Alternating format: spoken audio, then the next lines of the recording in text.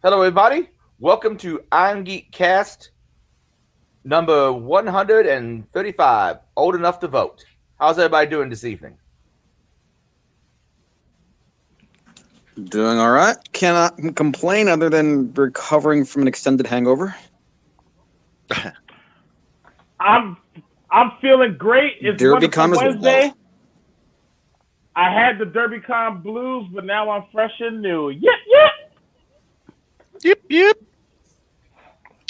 I'm doing pretty well. It's been a good week post Derbycon, and I'm assuming everybody's seen about like the Derbycon communities types of stuff that is gonna end up popping up and trying to make some progress here and there. Yeah, I don't even understand exactly what the plan is with that. Yeah, I'm curious to know about that too, because it looks like Derbycon just had babies.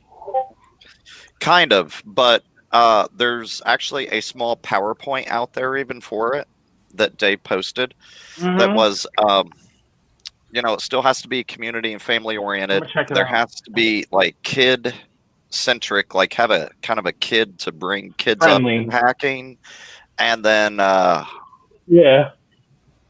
I can't remember what the third portion was, but kind of the idea is just have volunteers running it, doing it, and having like kind of local meetups. My only thought is I hope they don't call it DC because we already have DC meetups at DEF CON.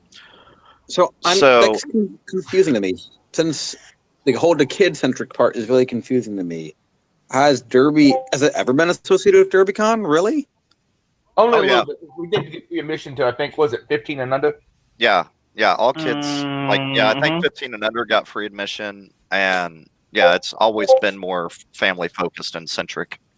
Well, at least in what regard? Compared to other cons, like a lot of people I know bring their families, bring their wives, bring the kids. Oh, that kind of family. Yeah. Okay. Yeah, actual family. Then we had some asshole commenting it's a way to not have to take responsibility for people who are being harassed, but pass the responsibility on other people. Because the dumbass believes everything he reads on Twitter. Oh, dude's repugnant. That is what some of the SJW types have kind of settled on as their gripe about Derbycon. And they haven't even been there, the little bitches. Yep. Dude, if I see Mel, all I know is for that guy you're talking about, Dave did block. Yeah. They're ignorant as hell. They cause more drama. They harass people, but then when they harass people, they whine about themselves being harassed. It's asinine. Well, the difference is that their harassment is righteous and all of that's good in the world. That's how they see it. It is necessary harassment. Necessary harassment. But anyways, enough of that. Because of bullshit and not even knowing the truth, they killed a conference. No, I wouldn't necessarily say that they killed it. I mean, it was murdered. It wasn't killed. Yeah, but too, it's one of those things. If the communities kind of thrive and do their thing, there's the potential that there could potential. And I'm not saying this from knowing anybody. I'm just saying there is a potential that in the future there could be another large scale con. Just due to the smaller communities getting bigger, and then at some point coming together. Well, I mean, But it won't be ran by Dave and Martin and any of those. I guarantee you that. Right, but I mean, if you're gonna have quote unquote Derbycon communities, it'd be better off to name it something else. Exactly. Dave is not going. Like Dave still owns a trademark for Derbycon, doesn't he? He's not going to be. He's probably not going to be okay if someone else reusing that. I think he would if permissions was asked. Well, he wouldn't sell it, so I don't think he would. So true that. Yeah. Oh, here we go. So positivity and inclusiveness, knowledge sharing, and charity. And the positivity and inclusiveness includes family feel, welcoming to everybody. Knowledge sharing is both new to InfoSec and established. And then charity, impact local communities with charity. I know I saw something earlier though on kids though too. So I just want to have fun and discuss tech. Yeah. Yes. Here's the thing. Like I said, I get that, and I I get a better after you guys were talking about it. I get a better gist of what they're trying to accomplish now. Just smaller pods, like you said. Just Dave and Martin not running it anymore. It's just kind of like let's expand. Let's have the Derbycon framework within the smaller pods. If that makes sense. How's that a whole lot different from B-sides? Yeah. So We'll call it I've been A-side. totally honest. I've been to so you go ahead. We were trying to do something similar to that with HFC for a bit too, where there's like local chapters. So I mean that's something that I like it, but there's already a bunch of stuff that's already doing it. So how is this going to differentiate? By the way, as one of the founders of Derbycon, this was never actually discussed with me. Oh, gotcha. This was never what? It was never discussed. Never discussed with him. Discussed. Okay. Yeah. So, Mary, it was great seeing you at Derbycon this year. Yeah, it was great seeing you guys too. I didn't get to stay all that long, but I've missed everybody. So. I wish I could have seen you there, Mary, but I had poor. I kind of messed up there. You missed the root beer. I missed you. Yeah. Well, the root beer floats you got to catch really quickly. They're hard to come by. But I got some out of it what I would need to get out of it. So at least I got a few leads on art stuff. But we'll go from there. Okay. Well, it's been tight because of the whole Matt's we're waiting for his stuff to clear. So it'll be a little bit. I'm gonna stay on mute for a bit just because I'm cooking dinner. So I'll pop back in a bit.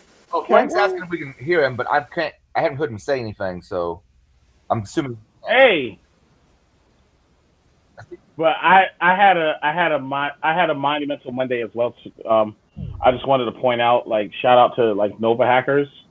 So I received a coin from Nova Hackers. If you guys can see it, and the coin consisted of I was talking with Mubix gave out some more like not just challenge coins, but just coins for for people who have, done a lot of different, because with Nova Hackers, it's all about participation. Like you have to do a talk, you have to do a talk, participate, help with events and stuff like that in order to, keep membership. So the symbolism of this coin states that you've not only just been a member, because there's people that have just been a member, but just not really active. But it just shows that you've acted. I choked up on this one, man, because this is huge. All I ever wanted in this industry is for somebody to say that I contributed something. If that makes sense.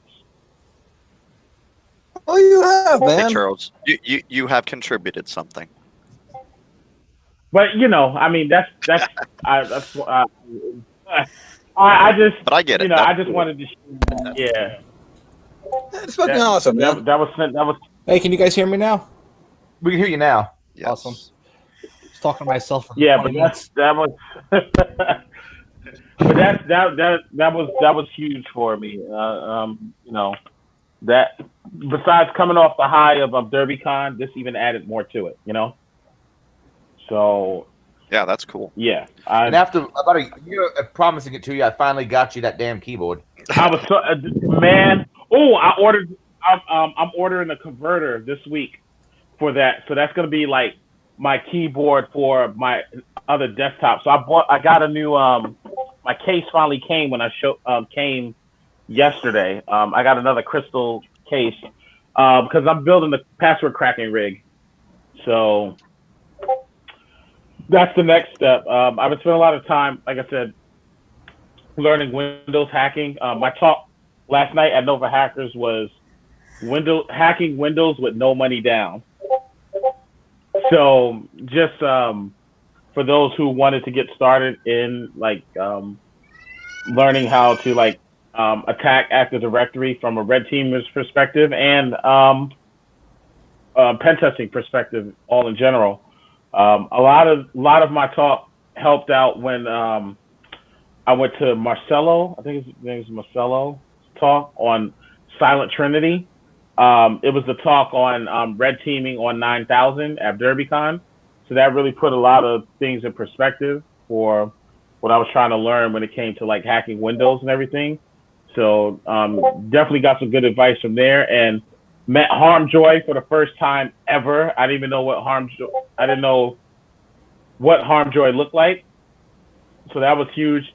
So funny story. I was getting ready for the next talk, and the line for Harmjoy's talk was like literally long, insanely long. It was like around the corner, so I was trying to get up there, and security was like, I said, "Hey, I'm part of the video." He said, "Oh, okay, cool." And I didn't know that was Harmjoy standing next to me, so I said, "Oh, this is gonna be a good talk." I'm talking to him about his own talk, which is crazy. I said, "This talk's gonna be awesome." I'm just getting into Windows hacking and everything else, and I'm trying to learn. But a good resource where I started was Harmjoy. It's an awesome blog. As soon as I said Harmjoy is an awesome blog, he said, "Yeah, nice to meet you." I was like, That's great. I said, "Oh." It's just like, oh, egg on the face. Like, oh man, it's nice to meet you. I had no idea what it looked like. I said, well, you're doing some awesome work. Keep it up, and really enjoyed reading your blogs, man. It's really helping out. Yeah, way to send those speakers out beforehand. I know, right? Yeah, way to do it, right?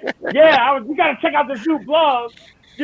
That's like me coming up to Adrian. Man, this site called Irongeek.com has all the fun videos you need, all of your information, bar none. You should go check it out. Well, that happens more than you think it does. It's happened to Simon Tech, and we've run into that a lot. Where it's like, oh, someone had posted right at the beginning of Derby, where someone goes, oh well, do you know what all these people are here for? And everyone walked off the elevator, and it's like, yo man, what's up? So I mean, we don't know what anyone looks like. We go by our avatars. I can recognize my voice sometimes. Yeah. But it's funny. I kept running into Dave all the time. And Stalker. the binary defense. Who? Me? Well, no. The binary defense crew. Wrecking Shop. Oh, I love the sticker too, by the way. Thank you. I'm glad. Thanks for hooking me up with that sticker. Israel. I ran into Israel outside a bar when I was totally sloshed. Yes, you did. He saved me a sticker. I walked up to Frank. I was like, "Who am I?" And he was like, "Palestine." Oh my God, Palestine. You said Palestine, Jordan, Egypt, something like that. Yeah. Jeez. What kind of API was he drinking? Apparently, it's bad form to go to a bar in Dublin and ask for an Irish car bomb. Yeah, just ask for a local car bomb. So, all right, ladies and gents. Let's get into it. What cons are coming up? Adrian, can you tell us? Well, the next one I have coming up is not this weekend, but the weekend after that, B-Side St. Louis. And then I have Derbycon, which is far enough away that I don't have the date off the top of my head. Okay. Derbycon's like October 24th, like the weekend of October 24th, because we're signed up, so I'm going to be going to that. Yay. Awesome. I envy you both. I wish I could go to Derbycon. You make it sound so awesome. Yeah, it's 24th and 25th. Okay. Yeah. Hey, anybody coming to B-Sides DC? Anybody coming to B-Sides DC? I am. Else to do? They have a local guy to do video, apparently. Yeah, unfortunately, but I'm going to B-Sides DC. I'll see you at West Virginia. Yeah, some person was glad. I'll see you at HackerCon. I spoke to at the B-Sides DC last year. Said, "I'm glad they didn't have him come to do the recordings." Oh man! What said they said they were glad they didn't have you come to do the recording? Yeah, because I block him. Who said that? Some jackass on Twitter. I block him. Then it's some jackass on Twitter. That's like unless it's someone of note, it's just some jackass on Twitter. It wasn't the name I Wait, yeah. who's what now? Because this is whatever. I don't listen to these people anymore. It's like that when I got there off. No. But I just want to say, like I said, I had an awesome time, guys and gals, and it was just Yeah. Hopefully that chair you slept in wasn't too uncomfortable. Oh my God, dude, I was sleeping like a baby because I had drinks in me. Yo, I'm go. So now that Malort, dude, that Malort was working If on anyone me. has- Oh Man. my gosh, So go ahead. really? You had that too? Huh? Why? Why was everybody drinking Malort this year? Well, I understand drinking it once. Yeah, I get drinking it once and then finding out it tastes like ass and then Because- never drinking it again. I drank it a second time No, see, because what I was drunk. I'll do that too. I will admit, I probably will drink it again at some point in my life. No, like, no, I messed up because so I was with Killjoy. Well, you were standing right there, Liz, Yep. when it all went down. Oh yeah. And I had the faces of fire on me, like literally I was like, because I drunk it, it was smooth at first, and then I thought, okay, that's not bad. Then my expression changed because I'm like, oh, wait a minute, why do I feel like I'm about to like hurt in my mouth? I'm like, oh shoot, like no, this ain't supposed to feel. Then it was a burn. I will say it has then, a pleasant burn. It has a very pleasant burn going down. Oh my gosh. No, that was not fun. The facial expression I was making tells me it wasn't fun, and yeah. Oh, and at the ending So, ceremony, yeah, when it was Malort was given to one of the speakers, everyone was chanting, "Don't throw it up! Don't throw it up!" That was, then- I'd much rather be ice. he was I'd much rather just be ice chorus than most of the time. and I then want Malort. I scared Adrian in the morning because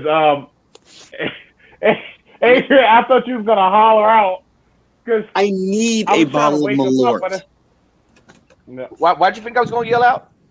no, I didn't mean to scare you that morning because I tried to wake you up, but I had the hoodie on and it was dark. Oh And, shit!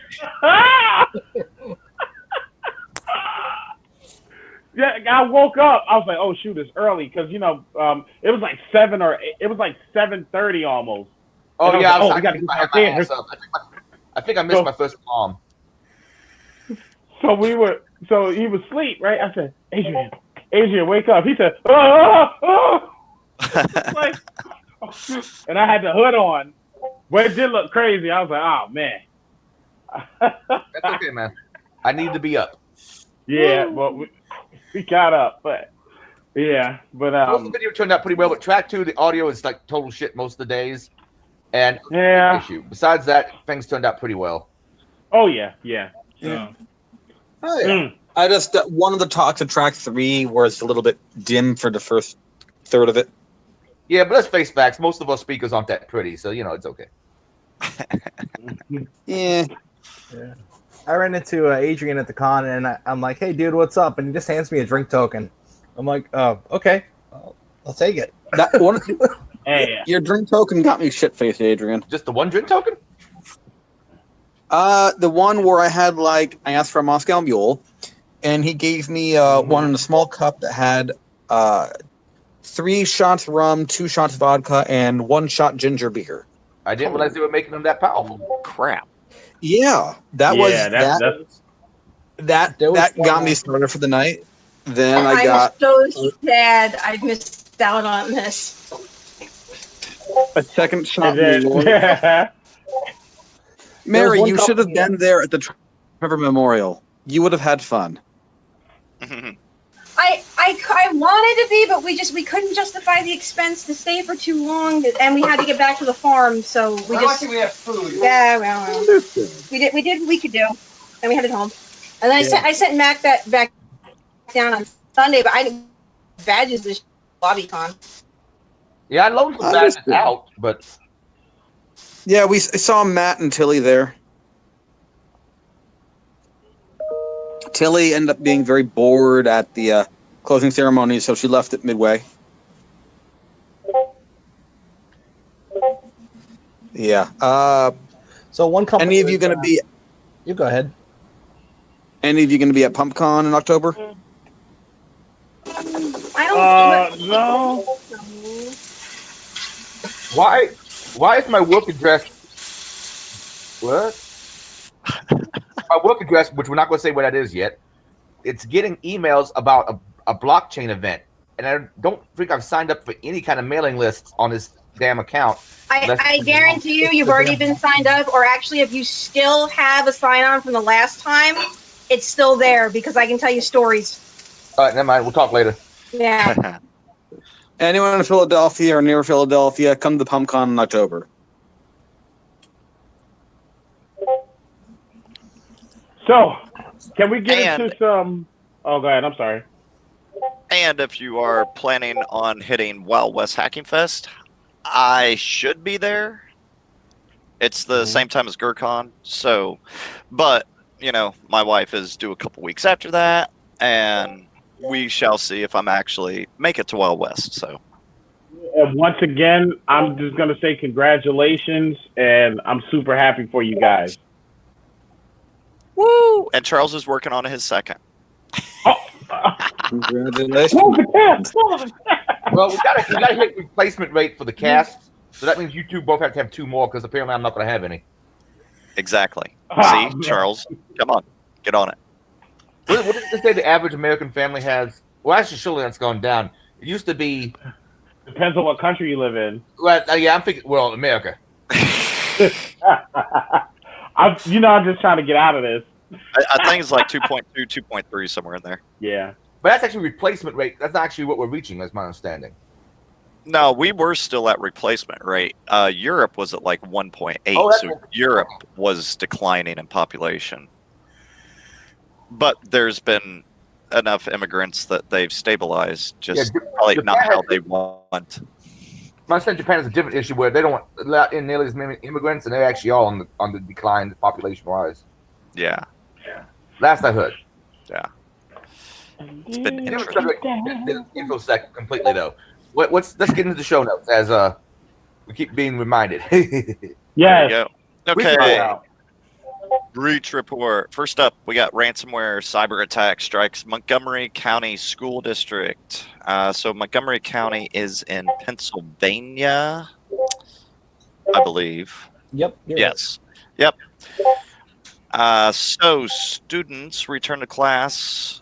Let's see. They didn't really release too many details as far as like how they got hit or anything. Yeah, because I think this just dropped like yesterday, and this NBCPhiladelphia.com was the first outlet that actually like covered the story. So the district's computer network was hit by malware on Sunday, September 1st. Students had returned to class the week before, so they were only 1 week into school, and it immediately the administration immediately shut down the district-wide computer network and disabled internet connectivity to prevent further damage. And they're working with the Department of Homeland Security, FBI, Secret Service, local authorities, and cybersecurity firm to recover from the cyber attack. And guess what? If you don't have your backups, you're going to be rebuilding from scratch. Wow. No matter how many magic wands, the 3-letter organizations have. Well, I mean, yes and no.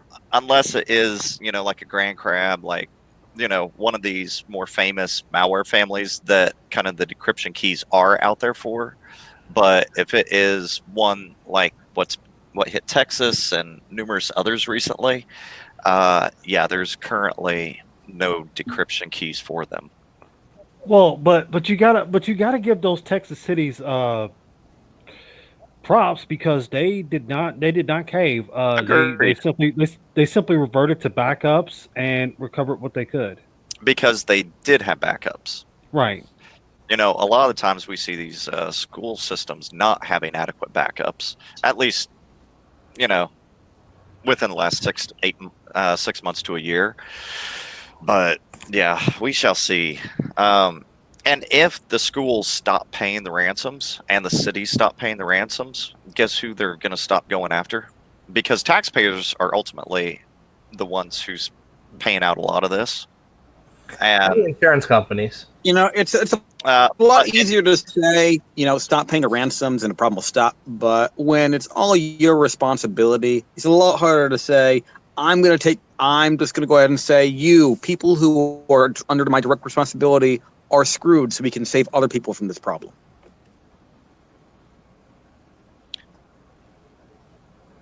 I mean, yes and no, because if there's no market, nobody's going to be a seller or a buyer in a market that doesn't exist.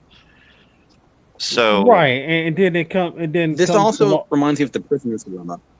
No, I mean it still comes down to the law of diminishing returns. If you strike gold and you see your neighbor and your neighbor sees you striking gold, then they're going to try the same thing that you just tried.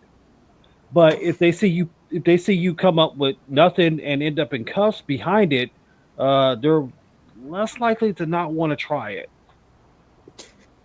yeah, I mean, because ultimately you don't have to pay a ransom if you have sufficient backups, which is Yeah, really good for the get it backup companies right now. That's why it's also important to always test your backups, make sure you can restore from them, even if you got them. Yeah, you need to do your fire drills. You need to have your tabletop sessions. You need to do all those things and not just have some backups that nobody has a freaking clue what to do with them. Totally agree. Okay, next up, we got another city. Ransomware attackers demanded 5.3 million from the city of New Bedford. This one was really interesting because they just stalled them with negotiations and rebuilt their shit. Yeah. And so, yeah, they were demanding 5.3 million. The city countered with 400,000, which it acquired from insurance. And see, that's the thing with insurance. Insurance, I don't think I've ever seen insurance pay out 100% of a ransom. So I've seen them pay up to like maybe 80%, but you've been on the hook for the remainder of it. But in this case, insurance was only going to pay 400,000. It's what, about 9%?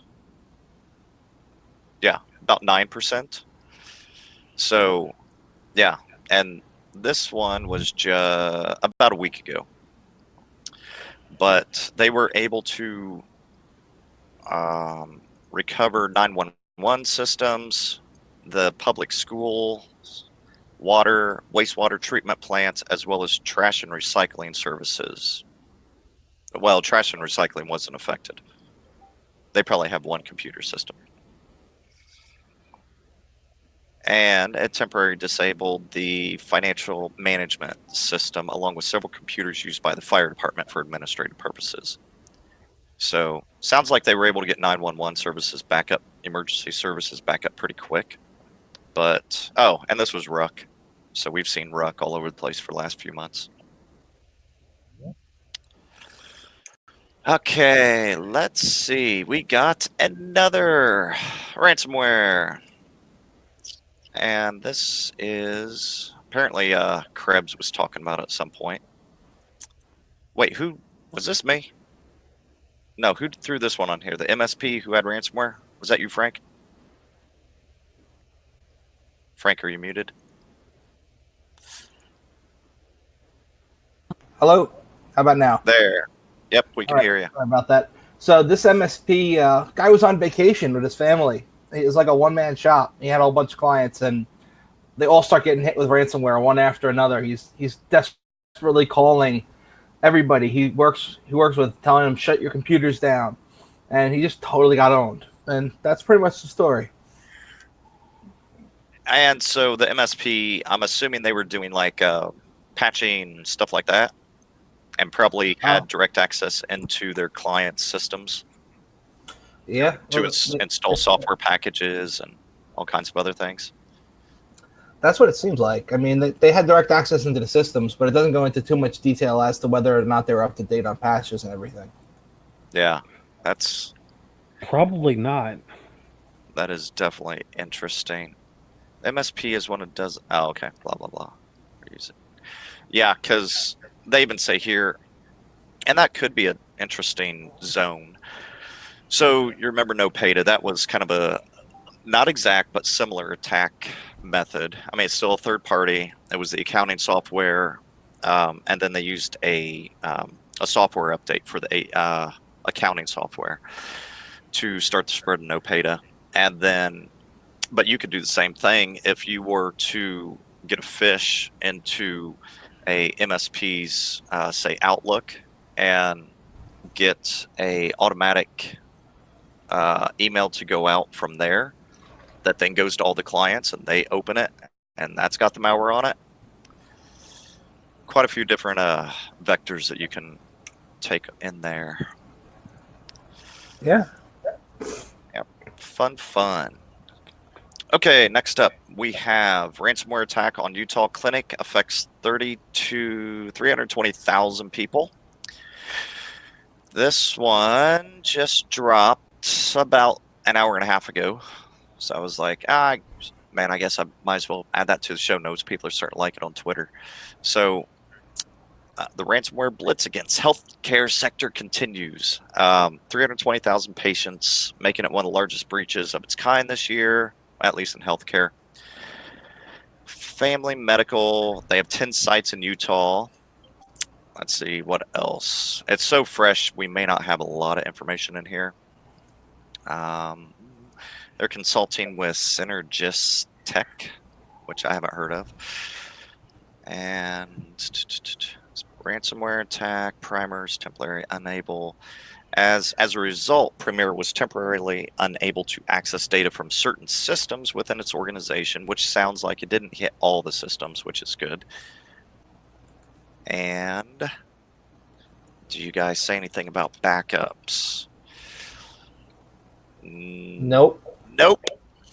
So hopefully they have them. They didn't mention them because that definitely makes you feel a lot more cozy inside whenever something like that happens, and they do actually mention backups. You know, it really scares the shit out of me when it's like healthcare that gets ransomware, because just as easily they could be exfiltrating that data, and there's tons of really good shit that can get out of that, as far as like name, social security number, health conditions, all sorts of things. I remember back at DEF CON at the biohacking village several years ago, there was a speaker from the FBI there who had mentioned that the Chinese government and companies tend to hack into medical facilities a lot. They don't care about social security numbers and the like. They want the medical information because they wanted to improve their genetics, whatever the stuff where he mentioned something about genetic-based cures. Their research into how to create specialized cures or modifications of the human genome. Oh, so like scientific research stuff. Yeah, I can see a good market for that. Yes. Yeah. So they just steal that data in order to enrich the industries that, at least for several years ago, the FBI believed would be a very significant industry. Which that is interesting. It's plausible that could happen, and I'm pretty sure this talk was recorded. It's on YouTube somewhere. Adrian, did you record this? What was that? What? Did you record it? What was that? What did I record? Oh no, he doesn't record. Yeah, he didn't He do doesn't do DEF DEF CON. CON. No. Oh yeah, I keep forgetting he doesn't. DEF CON has their own people. Oh yeah. Yes. So, yeah, Biohacking Village is kind of interesting at DEF CON. Very different from everything else, as the name would imply. Nina runs that, doesn't she? I have no idea. Yeah. Biohacker from New York. She's pretty. Well, I think she's not in New York anymore, but she was here for a while. She has like implants in her hands with. She could open doors and shit with them. Pretty cool chick. That sounds like a novelty. I know, but it's still kind of neat.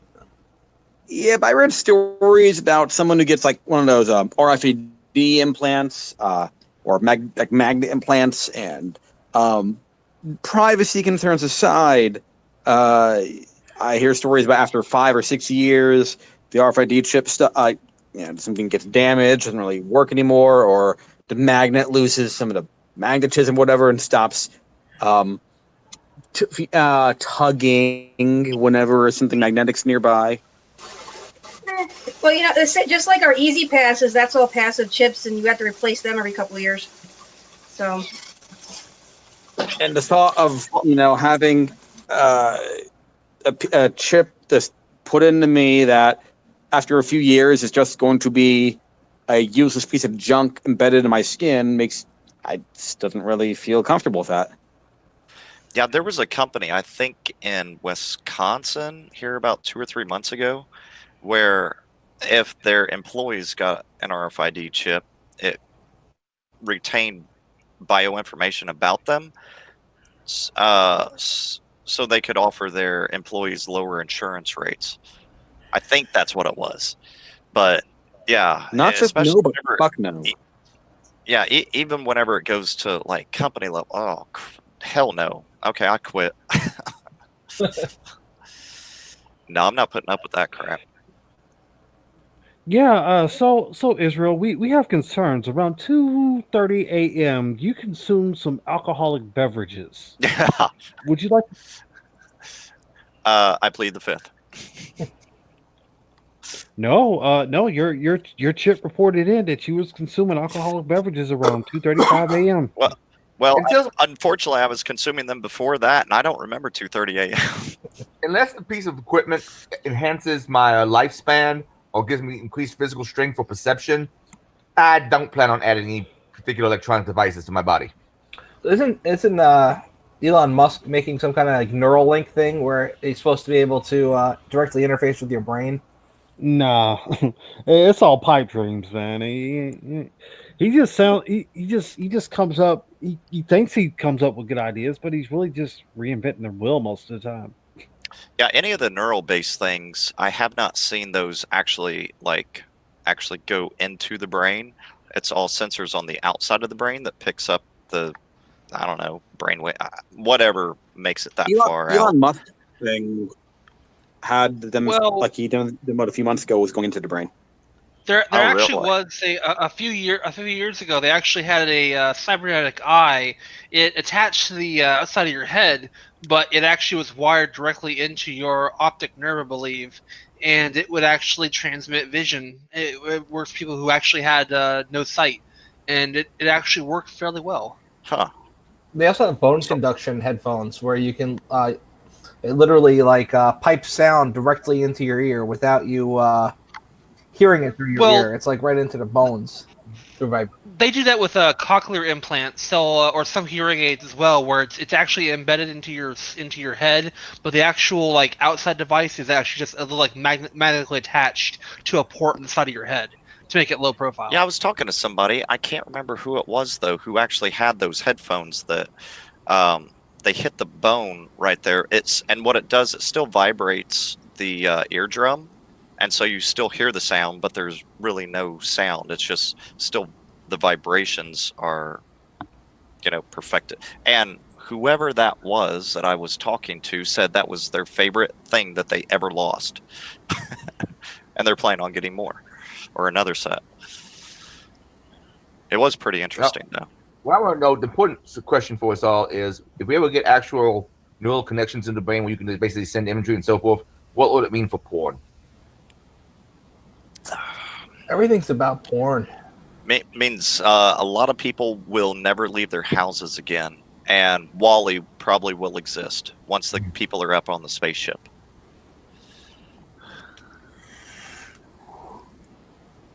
Everybody here watched Wally at some point, right? Yes. Yep. Okay, good. Wow. Wally.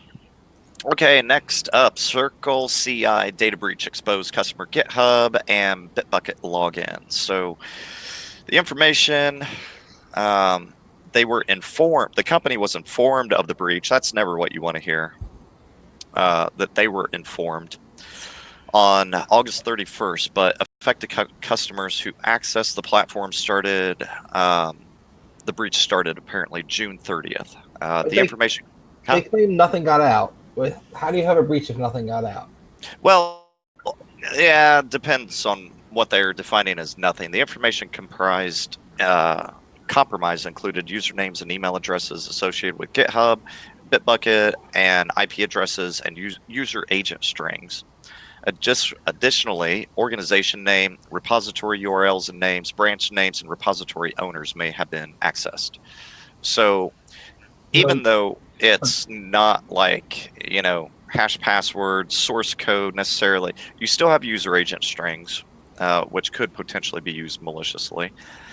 And then just people, IP addresses and people associated Yeah. I mean, no secrets, build artifacts, build logs, source code, or any other production data was accessed or exfiltrated. So Yeah. that's good. All right. Whoever's playing Dave Chappelle in the background, can you mute that shit? Turn it up. No, don't. Get me a copyright violation, yeah. Yeah. All right, let's figure out who the hell this is. I'm gonna switch my hat. Hello. Ricky, is that you playing Dave Chappelle? I think it might be ill. Is it mute? I thought I muted it. No, you did not mute it. All right. Yeah, it's definitely you. I assume you can hear me, and I'm going to hit mute now. I think it's fellow Jitzer. Jitzer. Yeah, that's Ricky. That's Slicky Ricky. There's two of them. There's only one of me. That is true. Off topic, I love the idea that Chappelle, its Rotten Tomato score was what? The official critics was like 12%. It was like 13% for the critics and then like 99% for the audience score. I'm sorry, that And was some of the best stand up I've seen since I was like in middle school. Yeah, it was really good I shit. think it's professional, but it was pretty good. All the professional critic scores were I think the related the reason was he didn't give a shit about offending anybody, and he just said what was funny. And now everybody just went I insane. did notice it's really weird how few official reviewers actually reviewed it. You look at some of the other stuff, and you see 75 reviewers, It's just like 80 reviewers. They cut off reviews after. No, 15 reviewers. But someone also compared it to, what was that Australian comedian who her comedy special was not funny at all. It wasn't even comedy. It was just talking about how bad her life was and different tragedies that had been following her. It's not Amy Schumer. No, Or no, not It's just Schumer, the Rockwell Center, New York. but it had the exact opposite effect when they had a huge reviewer rating, but relatively low actual viewer rating. Reviewers were high. Actual people who wanted to watch the show was low. Mic check. Can you hear me? Better, but you're still coming in low. I think I'd rather watch something with a good with a good audience score than a good critic score. Yes. Orient scores up. They call the I don't remember. I don't use Rotten Tomatoes much. I don't remember what they called the two different categories. Sucky Audience. and suckiest. I'm surprised they haven't gone to the troll defense. Oh, it's just a bunch of trolls. Oh, they already have. So this next one is really good. With the Secret Service investigates breach at U.S. government IT contractor. They're gonna be done. That's a yeah. It's something that I've gotten on previous employers about. So Yeah, so the certain contractor actually does business with more than 20 federal agencies, as well as data from the dump. Well, not data, just in a cybercrime forum. Access to the internal networks was being offered for sale. That's just great. Yeah. yeah, they're definitely going to be done behind this because like a situation with a previous employer, I warned them not to take the government's work and put it on their servers. Yep. Because if you get a breach that falls on you and you open yourself up for all kinds of fucked up lawsuits. That's right. So it's always best that the government's work is hosted on government servers. So if it's breached, it doesn't fall on you, and that they take the So, but they're trying to claim that it's really old, years old data, and it's only it doesn't. systems. It doesn't matter. It doesn't matter. I mean, it could be 5 years old or it could be 5 minutes old. Yeah. It's government data. You're not supposed to hold that shit. Yep. And if you got it, you're screwed. Get rid of it. Well, or if you got it, make sure everyone else also has it. No. They No, don't get that shit away. Bleach bit your fucking servers and just fucking yeah. They also got owned 3 different times from November to July of 2018 to 2019. Well, I mean, yeah, if you already have a way in that's not getting patched and shut down, I mean, I'd say it wasn't even 3 times. It's 3 times that they know of. You know, they may have forgot to scrub the logs 3 times, but it's 3 times they know about. Yep. And they had Emotet on their systems, which is like a Trojan downloader. It gets even more shit. Oh yeah, good old Emotet. Emotet. They're fucking done. Yes, they are. So they can say bye-bye to those 20 contracts. And 2021 and 22. Good stock to short. Oh yeah. I mean, it won't be a good stock to short because they'll have to file Chapter 11.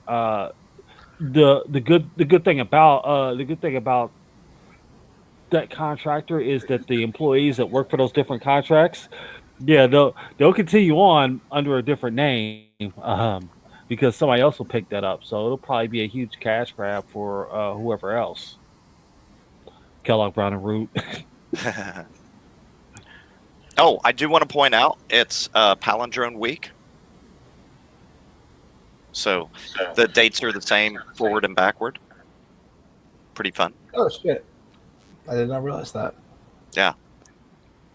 So fun times if you like math. If you don't, sorry I even brought it up. Okay, next up we have just how did the Chinese APT group get a hold of an NSA tool before it was leaked? All right, I put this one here, and I spelled "get" wrong somehow.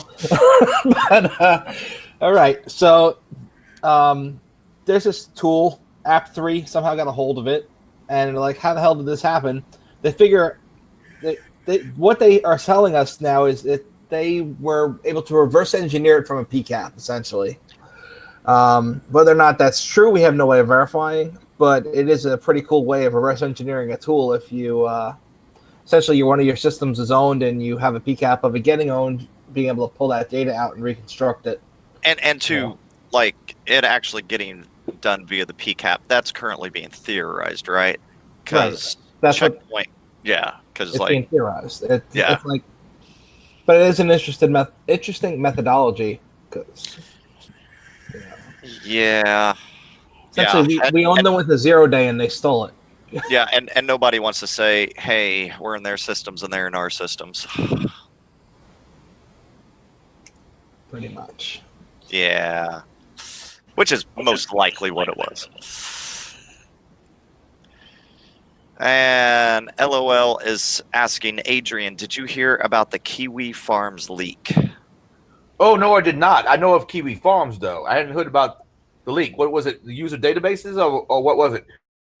If for those who don't know, Kiwi Farms is basically this forum system that tracks lol cows on the internet. So people like Jessica Yaniv, Chris Chan, so forth, they log interesting people who are on the internet who have a strange internet presence. Okay. Well, I thought they did everybody. I mean, it doesn't matter if you're really big or really small. They track everybody. But if you don't have something interesting about you, like, they're not going to write up a report on you. I don't know. There's a lot of cam girls on there. There's a lot of cam girls too. Cool. There are cam girls everywhere. You cannot get away from them. They've invaded. To the point that I'm starting to think the only way I'm going to make any damn money on Twitch is if I change the angle of my camera and just this. Be gone, thought! Hey, Mary. It lifts and separates. I was on list night and knocked my camera, and that top angle doesn't look half bad. And I was teasing him. I go, I should just put a tank top on. No. By the way, dinner's ready. Come on down. So. What's for dinner? I made some amazing chili. It's weird. It's got everything in it. YouTube feed is It's got a little bit of a kick. Mary, the YouTube feed. You want to see? Oh, the username database was leaked. Oh shit. Mary, the YouTube feed gets your video, but for some reason my Jitsi instance doesn't. It's glitched. Sorry, y'all got kicked off. Oh, I might be. Yeah, I'm down like 12% on the phone, so I'll probably It's have not to on hop your off the end phone anyway. anyway. It's apparently on my Jitsi end. but it goes to YouTube anyway. Yeah, we see your miniature self down there in the corner, but not in the big screen when you're talking. I'm on the cell phone. I've never used this before, so I haven't played with it. So Hey, Mary, don't worry. I still see you whenever you're talking. Aw, that's very sweet of you. I mean, this is about to die, so I'm probably going to try to switch. Can you get this on desktop? I haven't even looked into any of this yet. Yes. Yes. All web-based. Yeah, you can just run it in the browser. All right, Yep. I'll swap over in a little bit because we're going to distribute dinner. So, but yeah, it's chilly tonight.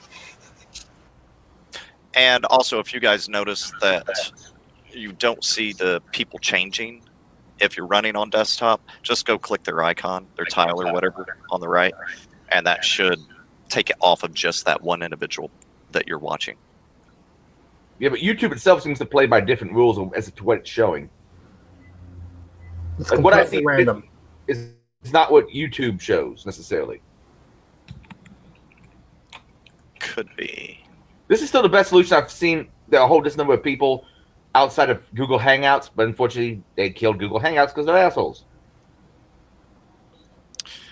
So LOL said yes, the username database was leaked, and then go to the homepage. Null has a write-up about it, basically usernames, IPs, and registration emails. So, that's interesting.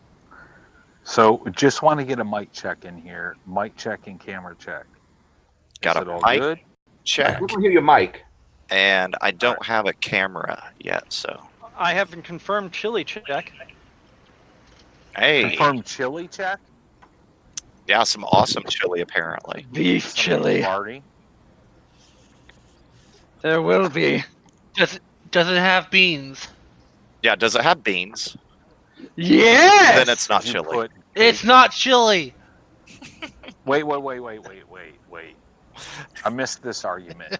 If chili has beans, it's not chili. Correct. Fuck So that. no, what's in There's it? chili beans in the chili. Last time I made no bean chili and it wasn't quite right. I needed a little bit more to beans. So in this case, we're doing chili with beans, but there's a shit ton of hot sauce in it. So he's going to be regretting this in a few hours. So I'm probably going to get yelled at. Oh, dude. I mean, I had if- significant fire hole after eating it. I have IBS, so you have no idea. See, I like my chili with beans and also spaghetti. okay, Skyline. That's weird. Mini corn dogs, anyone?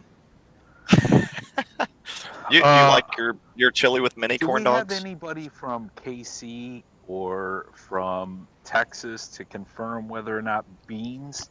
I'm from Texas. Chili does not have beans. Yeah. QED. See, All right, thank well, you. You're not from Weird. Texas. You're a Does chili transplant have from meat? Cali. Yes, chili does have beans. Yes, of course chili has meat. Because I thought So that's what only type chili of con meat? carne. I Right. just don't get how beans make Okay. something not chili. If it doesn't have beans, isn't it just meat soup? No. My chili No, has that's it's- chili. It's the spices If it and has- combinations you use. I do like If it has beans, chili. that does make it soup. I do like chili without beans. But if beans weren't Oh, it, see, I we're still would. we're starting to get YouTube confirmation. # no beans. Okay, but if chili I had thought you beans were in going it, direction. I'd still be fine with it. I mean, I will eat that weird meaty soup stuff that you put some beans in, but that's not chili. No. You would need to bring an ice cube to the bathroom with you once you ate my chili without beans. Yeah, I And mean, because that you rain could would try be that. blazing. Because whenever I make my chili, it actually has like 7 different types of pepper, including nuclear pepper. So, Yeah. like, This- You yeah, call it This You this call it- one Do you have only ghost has pepper? famous chili. yeah. no. This one's got I've probably gone like up to 4 Trinidad peppers. Scorpion. Okay. Yeah. I've never I gone call to the mine my point. famous chili. Nice. Ricky's Ricky's famous chili. See, Yeah. you should go get that website real quick. Nah. We already had a problem with the website just about 10 minutes ago that I'm kind of upset about. Yes, I You saw. could check DMs for that. It kind of pissed me off because there were no mentions of any type of even similar names when we picked the name out. So, not to get off topic here, chili has beans. Beans are not a necessary component of chili, but if they're in there, it's still chili. Nope. That's heresy, son. You know it. I'm You in guys Ricky here. are a It should bunch have of beans. liars. I believe it should have beans. Nope. Thank No you, beans. Adrian. That's the way my mama cooked it, but she also cooked it with spaghetti. You guys, you Hey, have Yeah, some crazy it sounds like people. it on sounds the like your chat. mom cooked for a 5-year-old. That's kind of what it sounds like. Well, I was a I've 5 never- year time.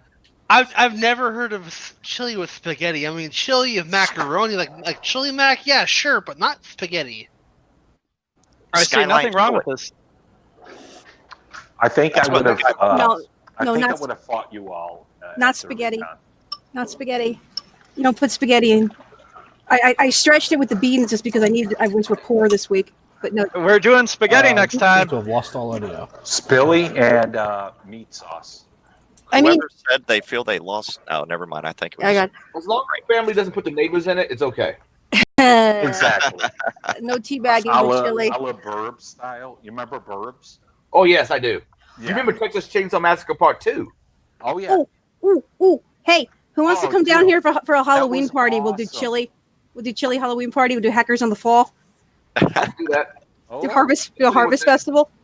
that doesn't sound all that bad. No, we'll do harvest festival then. We'll do That a chili sounds cook-off. very fun. Yeah. That does sound very fun. Are we online? Currently, Yeah, we're still streaming. Okay. I was gonna make sure I was gonna talk to Mary, but we're still online, so let's Yeah, have find at out it. more info later on after the cast or via when- DM. I'm streaming on Twitch right after this, so you can catch me over there. So Okay. You're doing okay?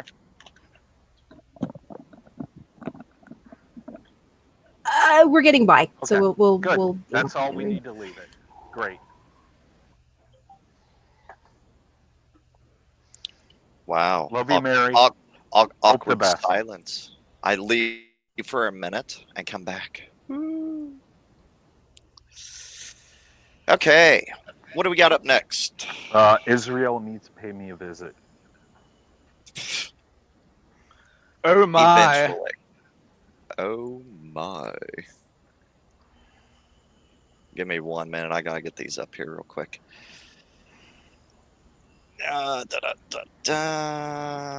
Okay, we'll go ahead and hit the first one. So, not going to go crazy deep into most, if not all of these, but vulnerable stuff. First up, we have critical vulnerabilities in NetWeaver. So, if you do run NetWeaver, got an article up here. SAP has patched it. So, get the patch out there and updated. There is a CVE with a score of 9.1, which is code injection vuln. So that's up there, very, very high up there. So if you run NetWeaver, get her patched. RCE released on Friday for Blue Keep. Yes. The Last Friday, right? yes. Yeah, last Friday. And the Metasploit. Yeah, so that was fun, actually. Actually, do we have that in notes? Because I wasn't even thinking about it. But yes, so it was released last Friday as a Metasploit module for Blue Keep. Next to nobody has like really good defenses for that right now. Nope. That I know of. So yeah, definitely be aware of that. There will be defenses, just don't know when. I'm sure teams are aware of it because it hit pretty hard in corporate land. Yeah, because we, for those of us who weren't sold out to the man and still went to Derbycon,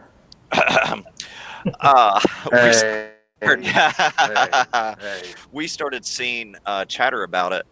Yeah, probably Friday around 2 p.m. Yeah. And then you just start hearing everybody, oh shit, almost simultaneously type of thing.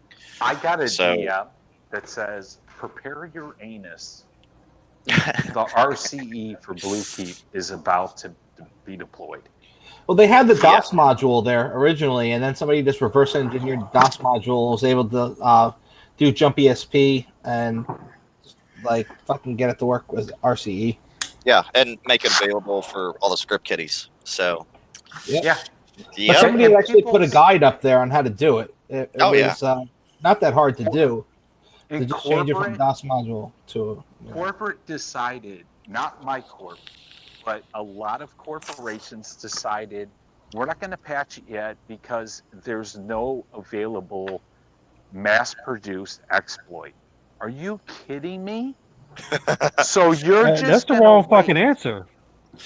You're just going to wait until shit hits the fan, and then your people are going to be working 24 hours a day throughout a weekend to make sure everything's patched. Yep. When will I'm sensing a pattern here. It is a pattern, 100%. Yeah, and that's the fun part. Whenever corporations don't think that they are vulnerable or don't think that somebody would attack them, dude. You know, we sat in a boardroom with executives, and we went over how easy it was to own a box. Yeah. With Blue Key, like just a couple of quick commands. Yeah. Oh my God. And then you start thinking about WannaCry, no PETA. Hey, guess who like 99% of all the affected individuals were? Not the intended target. I mean, they still got the intended targets, but it still spread way past that. So just because you are not a high priority risk or, it's not a high priority threat, at least that you think to you could still very easily be an incidental. Yeah. It's all kinds of fun. Okay. So next up, Frank, you want to take this one? Sure. All right. So Netcat side channel vulnerability on here. It's not actually Netcat like the program that you use there. It is just called Netcat for some reason, and it is a CPU side channel vulnerability over the network. It does like a loopback if you're running SSH daemon, and it lets one user who's connected via SSH snoop on other SSH users' keystrokes remotely and just capture everything they're doing. So it's, there you go. I mean, if you're using SSH and you got a lot of users using it on your system, this could be like a disaster, privilege escalation stuff, and it's not a good thing. Most places probably aren't going to have an SSH box with like 5 people logged into it at the same time, but there are situations where that arises. And are you talking about the Netcat vulnerability? Yeah. No, from what I read about that, the more users that are on the box, the less useful that vulnerability is, as they're trying to do somewhat of a time. It's a side channel attack. Yeah, they're trying to like Meltdown correlate the delta in time between different what they know, different keystrokes, and if you have multiple people all sending data in at the same time, then I don't think that this exploit can differentiate between different people. But all right, hold on. I may have read this wrong, but from what I was seeing, in an interactive SSH session, every time you press a key, network packets are being transmitted. Yada yada. Okay. I read they completely fill a buffer constantly, and every time a keystroke goes in, it pushes some data out of the buffer, and that can be measured by the attacker. And the attacker can just make some assumptions about a few assumptions, and then measure the difference in time between data exiting the buffer that it keeps filling up. Oh shit! I misunderstood that. So I read it. So you actually explained it a little bit better than I did. Thank you. Yeah. So in that scenario, I don't know how they'll be able to differentiate between one user or another that's typing at the same time or sending data at the same time. But yeah. Also, I'm also not sure that would. I'm not sure exactly how that would work for things like SSH. Does SSH send each key? I mean, with the exception of special characters. Yes, it I thought does. it just as you type it. Yeah, because every keystroke is part of the terminal that you if you use SH over for regular connection. Yeah. Never really. Yeah, I So, know like, Thomas. I just wasn't aware that. Wasn't sure about SSH. But the problem you're also going to run into is keep alives, because a lot of SSH servers and clients support keep alives, and if you have those enabled, you'll get those connections every 15, 30, 60 seconds saying, hey, I'm still here, Whatever go they hang say up. that. Whatever. Yeah. Yeah. All right. Yeah. But anyway, it's kind of an interesting side channel attack. The Netcat, shitty naming, but they were not very creative. But I don't think anyone really has to worry about this in the wild. It seems like an extraordinarily niche attack, and maybe in some James Bond-esque scenario, spooks will make use of it. But no, it just seems like a curio for an academic lab, if anything. But it has been patched, I think, right? I was under the impression it was labeled not a vulnerability and was told nothing was going to be done about it. Oh, yeah, that. Well, I mean, it's got a very narrow niche. So I mean, unless it's one server that you're using, that you're watching somebody connect to in order to do that with. But I mean, it's very narrow in scope. I couldn't see anybody taking advantage of it. But it seems very difficult to exploit. It would be a Hail Mary exploit, basically. Yeah, I mean, that's going to be the last one you do, but if it's still vulnerable and you can do it. Once you exploit it, then what can you do? That's the important piece. Yeah. Even if it's a Hail Mary, go on in. Once you exploit it, Hail Mary or not, what can you do from that point? Are you in? Are you able to do other type, RCE exploits? It's all about what you can do after the initial hack. It's not the initial hack that matters, although it does. But once you get in, then what can you do? And how do you detect it? That's the other point. Can we detect it? Exactly. It only works on Intel also, which is interesting. Again, doesn't matter. If you get in, what's the next steps? That's what's important to me. So, my lab, here I come. Dun, dun, dun, dun. Set up detection modules for it, feed it into a SIM, set up alarms. Oh, do you use an open source sim? Well, where? At home? Yes. Yeah. So what do you use at home? So a multitude of things. I think me and you have talked about the different things that I've switched through. Security Onion. Yeah. Right now I'm using an elk stack. So are you using like a custom elk stack or custom elk stack? Yes. Okay. Yeah. Cool. I've also used open source, not open source, but the free version of Splunk. Yeah. Educational edition.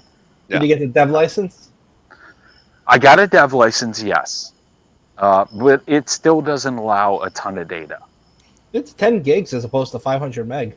Yeah, oh boy, but if you saw my network, 10 gigs isn't a lot. Yeah, 10 gigs doesn't go all that far.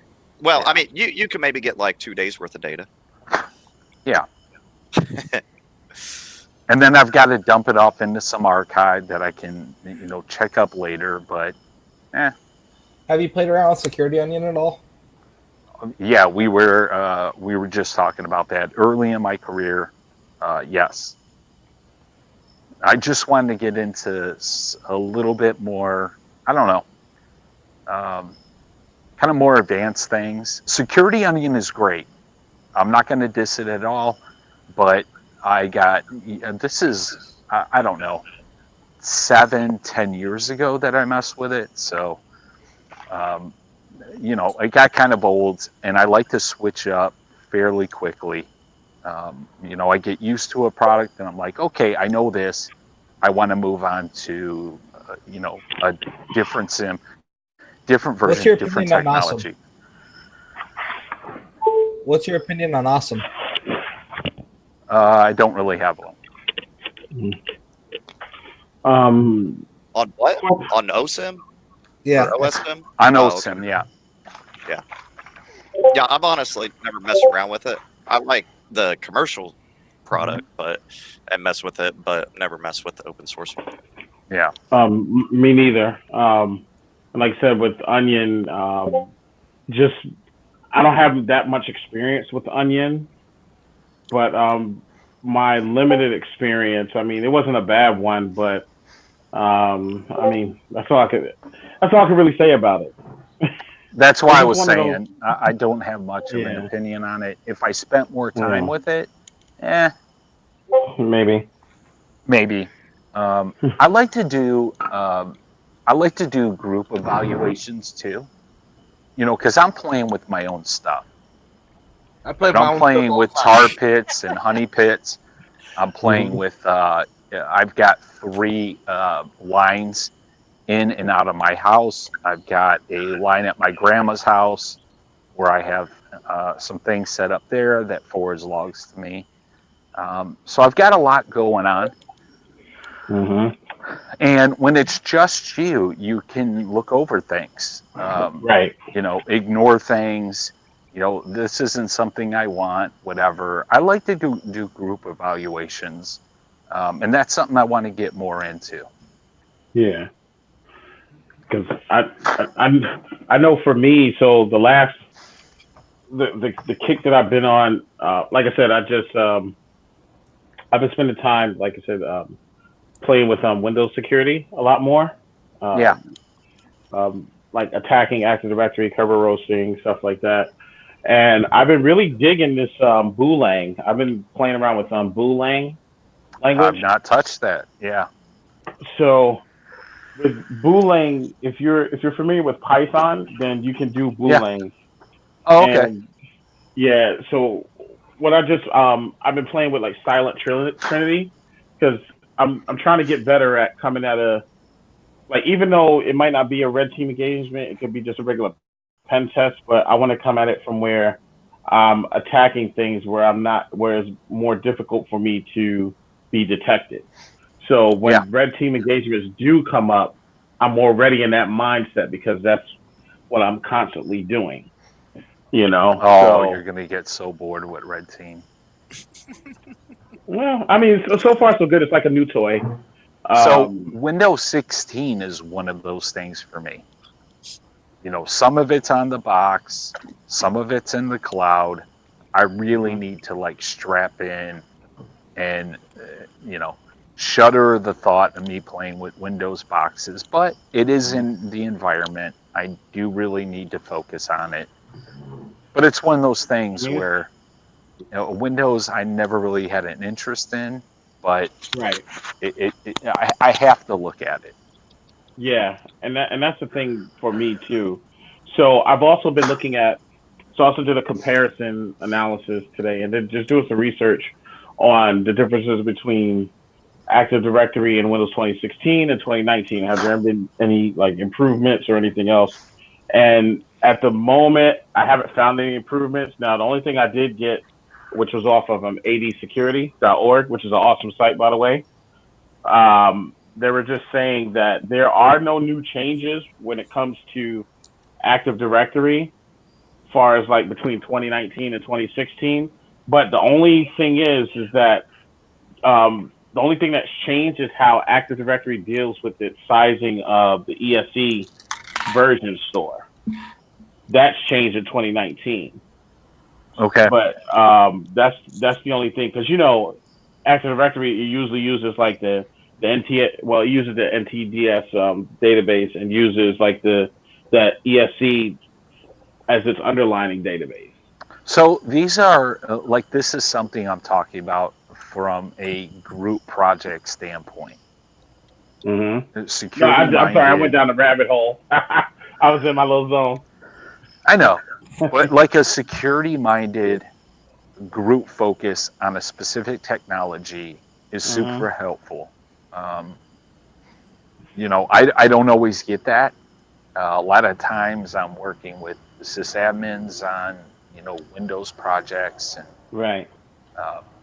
the security folks I'm around may or may not be interested in this wide-ranging and chaotic product selection I have, because it really can go all over the place.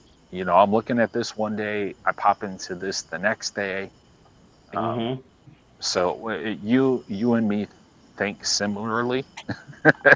Yeah. We both like to jump around. We do, but it's because of the. We look at.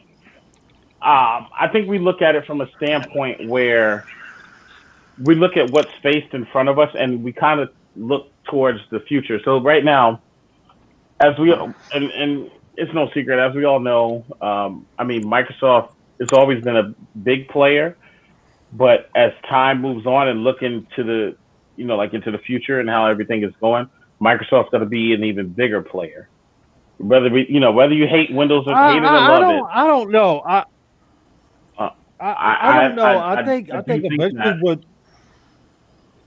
I think eventually what's going to happen is that it's going to stabilize, and maybe there'll be a move towards more cloud-based products. That's about it.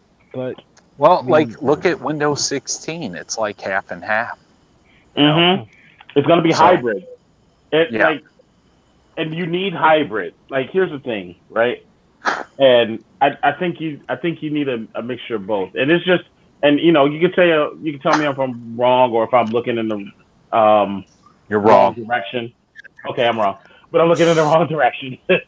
But no, with Microsoft in general, and just cloud in general. Take Microsoft out of it. It could be Linux, it could be Mac, whatever. Everything fits in that mold. But with cloud in general, I think you do need a mixture of hybrid, especially for like the secure facilities and government facilities. Yeah. And I just think that for the government facilities, that like a lot of their production still should remain on-prem. Now, any type of development, it's not going to go that.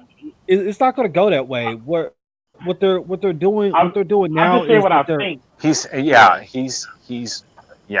looking into the future, and here's what Jack his mindset is, and Jack can check it. Jack is just saying you're wrong. I don't care what No, you no, think. no. I'm just saying it's not gonna go with on-prem.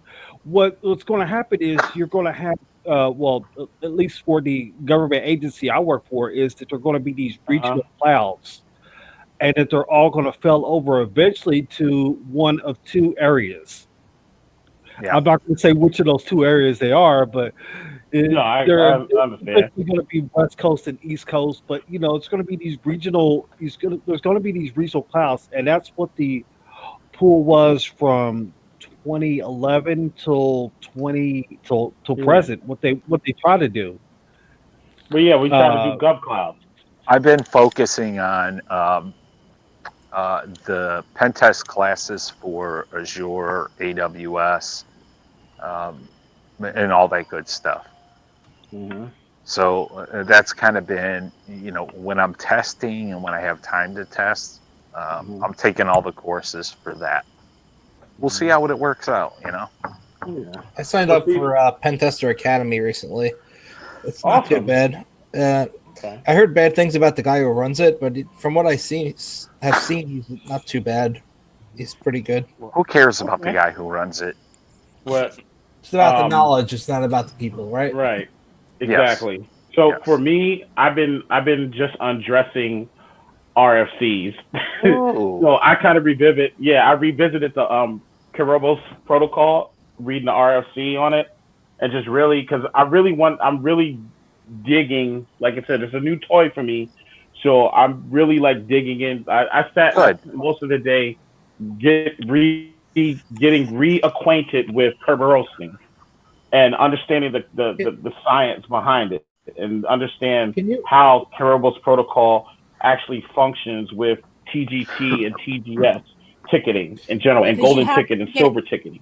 Can you explain how Kerberos works with the whole service principal names and stuff like that? Like, So it's confusing. let me cut how it works. that off. I think it's important, Charles, that not too many people know the ins and outs of Kerberos. Right. It's important that you understand from a foundational standpoint what it can do, what it can't do. So it's an important thing to learn because not many people understand it.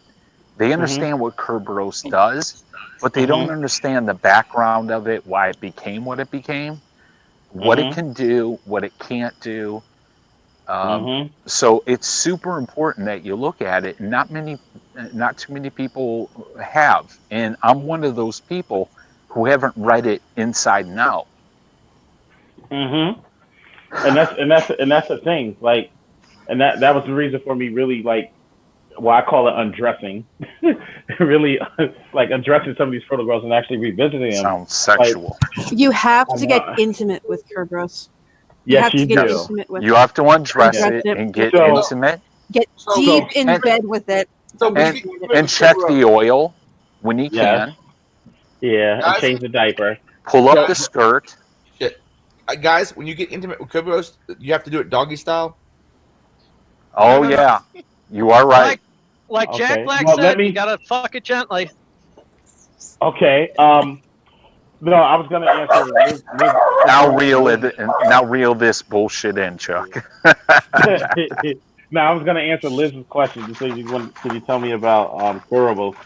So what if like Kerberos is just more so like the authentication piece. So here's how it works. So when you have your client, right? So you have a client, and of course you know the domain controller is your authentication server, right? So you have a Kerberos piece where it's just like, all right, the user Liz is requesting authentication to the domain, right? And this is called like the pre-auth in Kerberos style. So you request a TGT ticket, which is ticket granting ticket, right? And then what it does, the authentication, of course, you're going to present it's part of your password. It's not the whole thing, but it's encrypted.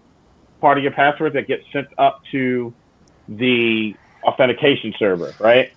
So you're proving to the authentication server that you do know the password along with your TGT request. So then it grants you a TGT back, a TGT ticket, okay? With that ticket, now you've completed the pre-authentication piece, right? So now that you're authenticated to the domain, now you can start requesting access to services. Now, you asked a question about the SPN, service principal number. So this is where Kerberos comes in. So with Kerberos, you can actually use, now that and this is assumed breach, by the way. Now that you've compromised one window machine, you can actually do enumeration through PowerShell. I usually use Impacket. I use Impacket a lot. I use sometimes PowerShell, but I'm also trying to figure out how to do it with Silent Trinity, where you're actually doing a just basic recon. Just say get user domain --SPN and see what you get back.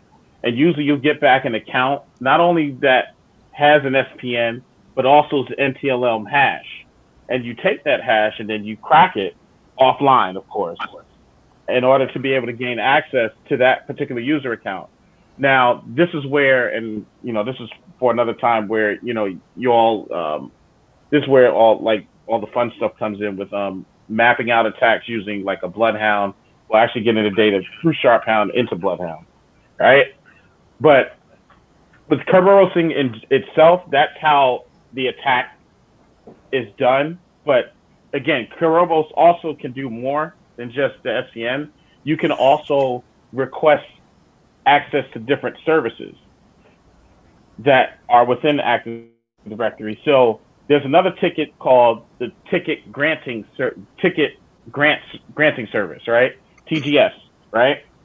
Now, once you've done the pre-authentication and you've proven who you are, now if you want access to a specific service within the domain, now you're sending a TGS request along with the delegated TGT ticket.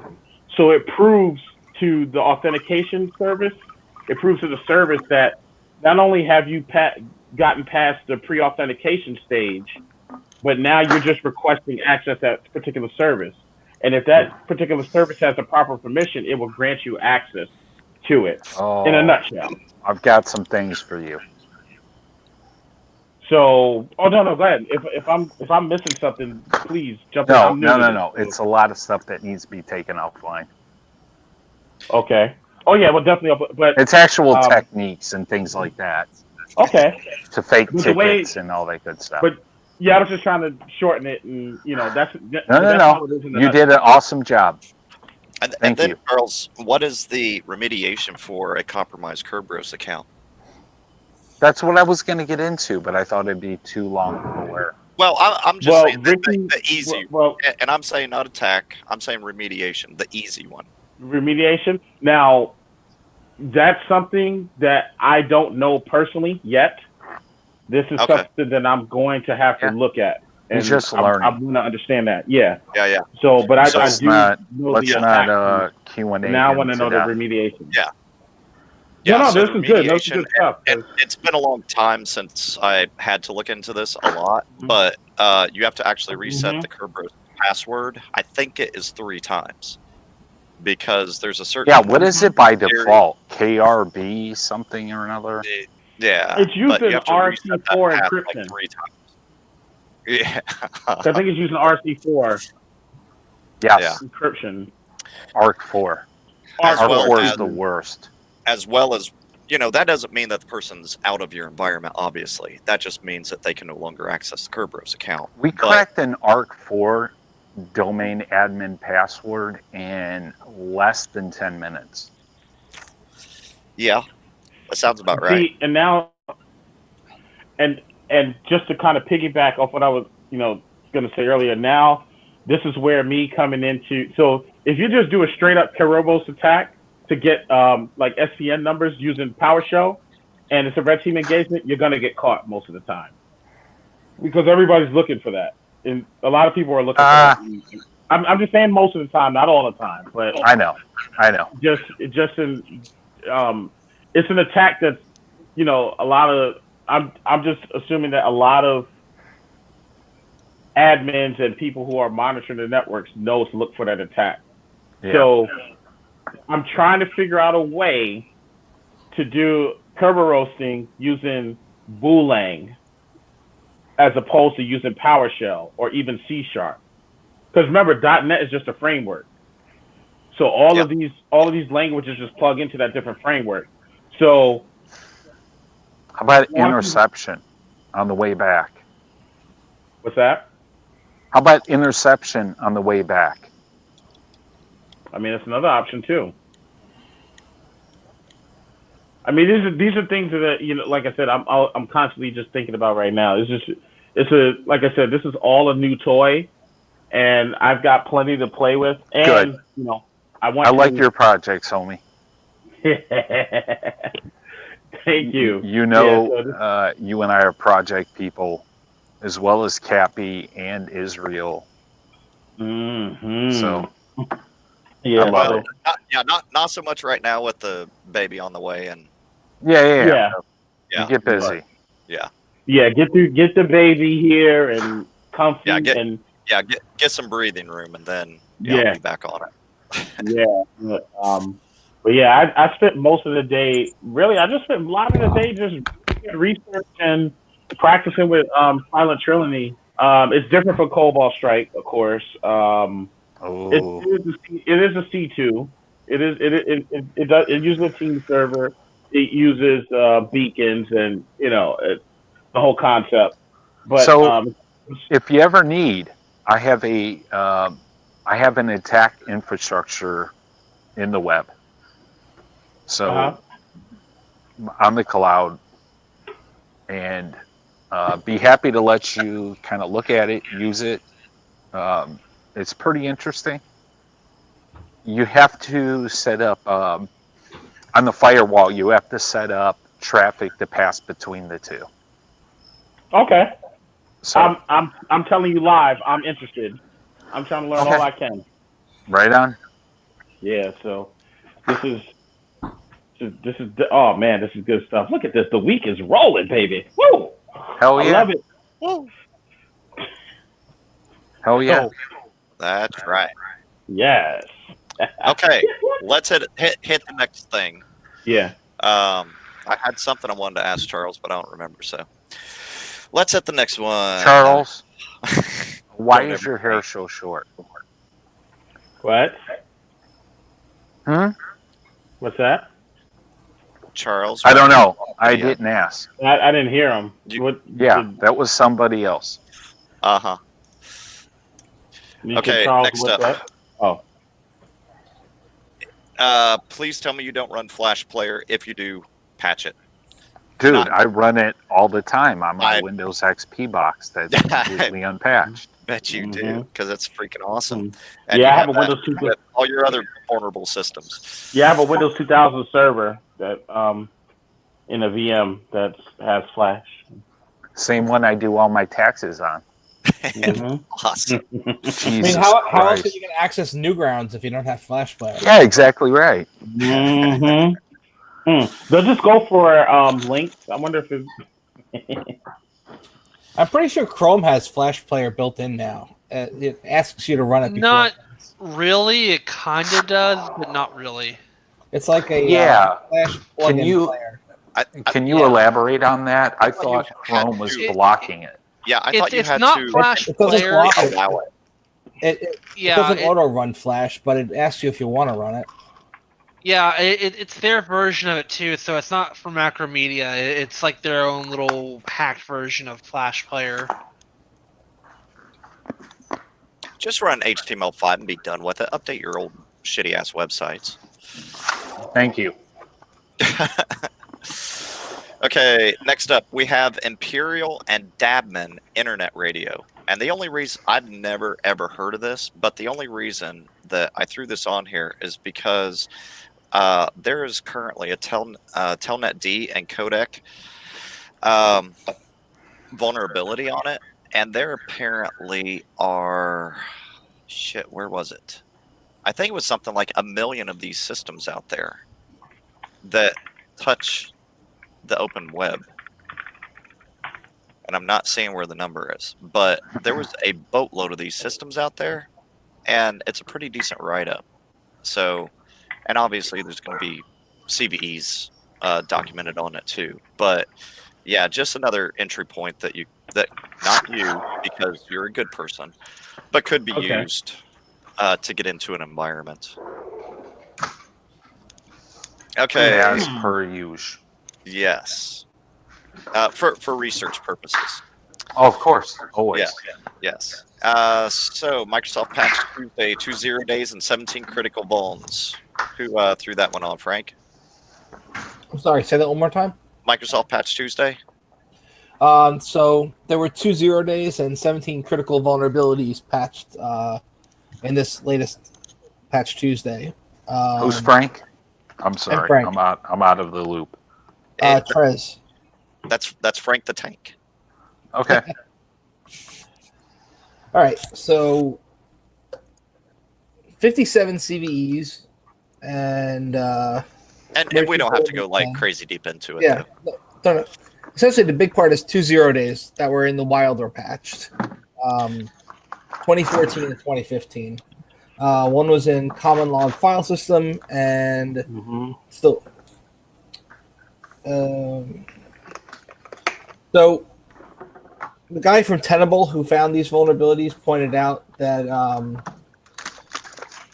additional vulnerabilities in remote desktop client, and those also got patched. Unlike Bluekeep, these require an attacker to convince a user to connect to a malicious remote desktop server. Most users are not going to be that dumb, but you never know. Yeah, right. You got me there. Do you see how much credit we give the users? Zero. We give credit more We give credit to users the same amount of credit we give to browsers. People still trust in browsers out here. Are you kidding me? And see Screw that is an excellent point.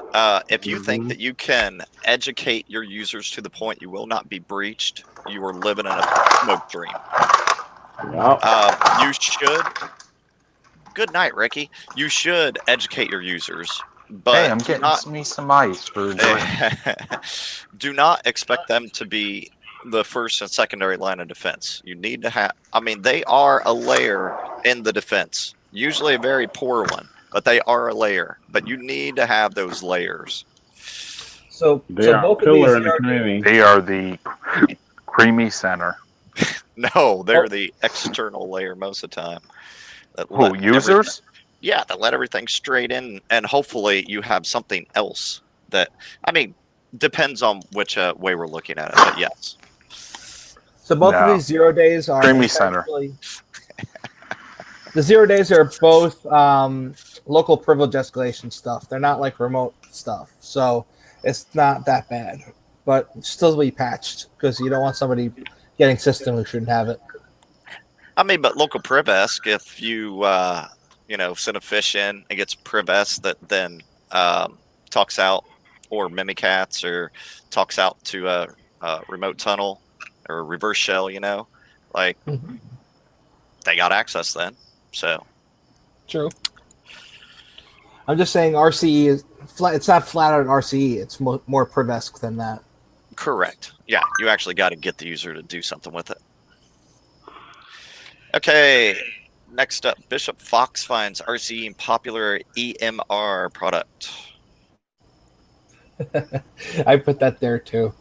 All right. So Bishop Fox and security researchers, they came up with a really cool thing a few years ago that let you hack into doors. They recently, that was a Tastic RFID thief. That thing was awesome. I built one. But recently they found a high-risk vulnerability that had RCE for authenticated users. So you had to at least be able to be logged into this thing, this EMR system. But once you were logged into it, you could get arbitrary code execution on the box. It started off with cross-site scripting, which allowed you to execute some JavaScript. And then from there, it could be exploited to enticing admin users to click a link, which would grant server access. So there's a nice little chain involved. So it's not like it's automatic RCE from any logged-in user, but it's still a way of getting RCE if you can get the admin to click a link. Yeah, and just so anybody who doesn't know what EMR stands for, that's an electronic medical record. So it can be bad. Or, I mean, for sure. if this was exploited, it would be very bad. So I'm just saying, from somebody who's worked in healthcare, they rarely ever patch things like EMR. They're afraid it will break shit. So even though they've fixed this problem and have issued a patch for it, it's very likely it's still something that can be used by an attacker for a long time to come because they don't push updates for this shit. Well, but at least in your experience, was most of the EMR system still on-prem? For our company, yes. We had one system that was off-prem. That was it was a system that we used for having people take notes and add those notes to a case. Okay. But the main stuff was on-prem. Okay, because most of the companies that I interact with, most of their EMR, they're running via third party now. And that third party, controls everything. They're running it for a third party in the cloud. Yes. Yeah. And so they have their client base, the hospital, the clinics, the this, the that, just log into the remote or log into the web interface, do all their stuff there. And all the data is, and two, it helps them from a HIPAA perspective. The data is stored, not on their stack. It's held on somebody else's stack, and they don't have to care about it from a HIPAA perspective. I mean, they do, but they also don't. So they're offloading some of the risks like that. That's true. Still, hopefully these MSPs patch it as well, and these companies that are running software for them. Definitely. Okay, next up, Google shocking. What? Who put this title in here? Frank? That's not. Oh, I did. Yeah. Google's was me. shocking decision. I think I may have just stolen that title from the site. I didn't come up with it myself. Oh, yeah, you did. Okay. Yeah. Shocking. It's shocking. Yeah. Okay. So everybody keep listening because it's shocking. Next up on News at 10. So their September Android security bulletin, they confirmed it fixed like 50 things, but they left out 2 critical things that had a whole bunch of bugs. And it was like, why did they do this? And the reasoning being that they didn't think it could be remotely used properly, but it can be. Like, the most severe of these issues is a critical vulnerability in the media framework component that can enable a remote attacker using a specially crafted file to execute arbitrary code within the context of a privileged process. So why didn't they patch it? But that's the question. They chose not to patch it. The Trend Micro thing that they found. So Trend Micro found this thing that should have been patched as well. They contacted Google about getting it patched. Google decided not to patch it when the patch time came around for whatever reason. So it's still out there. Usually when a researcher discloses something properly, they will take it seriously from what I understand. Not always, but especially Google, you would think would take something seriously that's in Android. But they patched stuff and they did not patch this. So that's... You know, the iOS security guys are just like so pissed right now that they weren't the ones who found it. After last week in Google's whatever that team is dropping that stuff. Yeah. That's always fun. Shenanigans. So with this exploit, an attacker must first gain the ability to run low privilege code on the system to execute the vulnerability and take over the device completely. So it's shocking Google decided not to fix it, as they said. You know, they could use it in an exploit chain when you're trying to, you know, build up your chain so you can put a bunch of vulnerabilities together and get higher privileges. So it's amazing they did not patch this. Maybe the U.S. government or the Israeli government or some other government gave them a very nice payment to leave a couple things open. That's for sure. I'm surprised that doesn't happen. No accusations.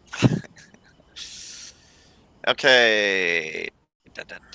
Weekly bulletin. Not going to hit it. But just check over the weekly bulletin if you are in charge of keeping systems up to date, security-wise. You know, scan over it, see what systems are within your environment. We already covered, you know, Patch Tuesday, obviously, so get the criticals out of the way. And then in the weekly bulletin, if there's some other systems in there outside of regular Microsoft patches and any other patches, go ahead and hit them. And we only have one more thing left on here. It's a good thing, though. Uh-oh. Yeah. So this started getting some, you know, likes on my Twitter. So I was like, screw it, I'll throw it on. New York payroll company disappears with $35 million. And Krebs just wrote this article today. And the company was called My Payroll HR. Who was a cloud-based payroll processing firm based in upstate New York. They ceased operations last week after stiffing employees at thousands of companies. People having money. Yeah, tons of people have had money drained from their bank accounts and has left nearly $35 million worth of payroll and tax payments in legal limbo. Yeah, that sucks. Yeah, I mean, a lot of this HR is people just kind of shitty management, not specifically an exploit or security issue at all. Yeah, I don't know. I mean, if it's New York seems State, like a it sounds to scam. me like it seems like to me that's mafia. Yeah, I can see that. Could be. Well, I mean, I'm sorry, but New York State is the only thing I can think of that would take the money and run. Yeah. Okay, This is pretty so wicked. They actually dinged the employees for two pay periods. yeah, just And they build up just took the capital. money. Yeah, they just took the money, Yeah, left, and they left a text file for everybody. Essentially, that's like not even a paragraph long, saying that they're ceasing operations. Awesome. That's fucked up. yeah, they're going to be investigated by New York State due to the sudden and disturbing shutdown. The $26 million hit against Cache, I don't know, wasn't the only fraud apparently perpetrated by My Payroll HR. According to blah blah, the now defunct New York company Stiff National Payment Corporation, NatPay, Florida-based firm which handles tax withholdings for the clients, to the tune of $9 million. So that's where we got the total amount from. So, but A yeah, lot of money. it Yeah. is quite a chunk of change. And I hear there's some amazing, this may be too soon, Bohemian beachfront properties available. Yeah, of course. I had a favorite one of the week. Maybe it was last week, but let's see, what was it? A deep fake of a CIO's voice?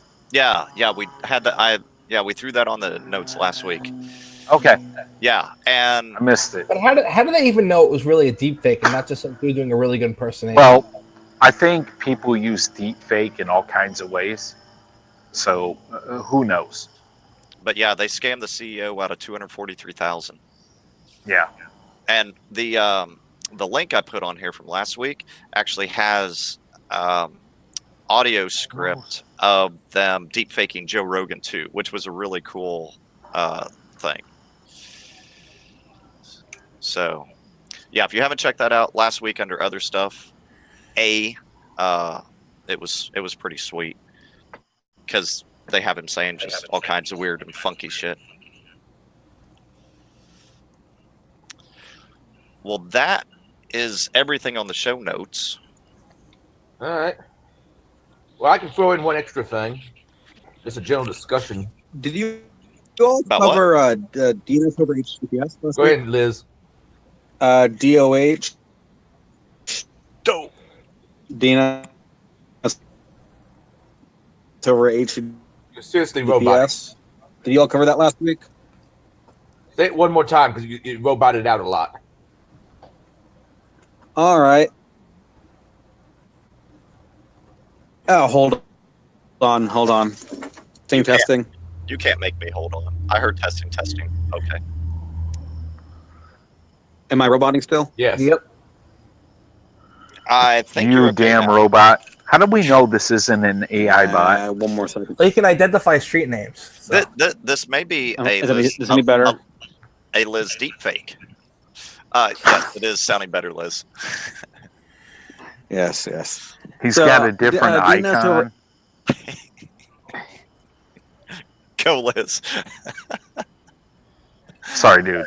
Go, Liz. All right, so what you're telling me is we all look the Sorry, same, Liz. huh? Is that Go, it? Liz. Is that it? We look the same to you, huh? All right.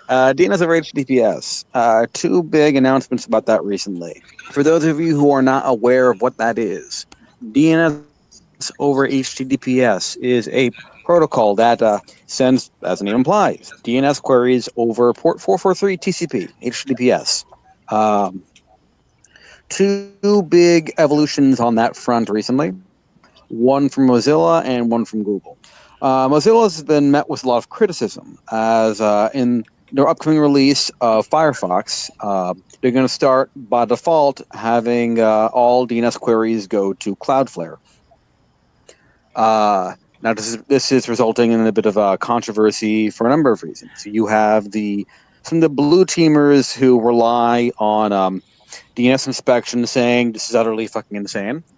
You have the people who hate Cloudflare for their politics, who say, how dare you give our DNS traffic to an unethical company?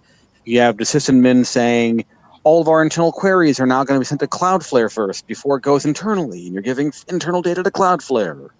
So that all cacophony of stuff. From a privacy standpoint, Cloudflare has a pretty decent track record. So I do trust that this will be a net positive for privacy for a lot of people, but it's probably also going to cause a lot of headache for a lot of administrators around the nation, because this is starting to be rolled out in the U.S. first. I'm not sure when it'll go elsewhere. Now, on to Google for, I believe, Google Chrome 78. I think that's the next one, or whatever. Google Chrome version 78. Google's going to have a more limited shift for DNS over HTTPS over DOE, where it'll check for local system settings, and people who have their DNS server set to one of the few DNS providers that also offers DOH, they're going to then default Chrome to use DOH. So that shouldn't break anything for those users. So I just wanted to touch on this a little bit. In the SOC, we've been seeing some malware lately that's also using DNS over HTTPS. The one we saw was configured to use Cloudflare, but I found an article on one that was configured to use Google's DNS over HTTPS service. It's called CyXBot, and it is a rather old piece of malware that's been re-engineered. It's from 2017, but it's been re-engineered to use this new method to evade detection, and it delivers spam campaigns and a payload for several different exploit kits that are not for Russian-speaking people. So they're not. It's not. They don't think the app is one of the Russian ones that's doing this. It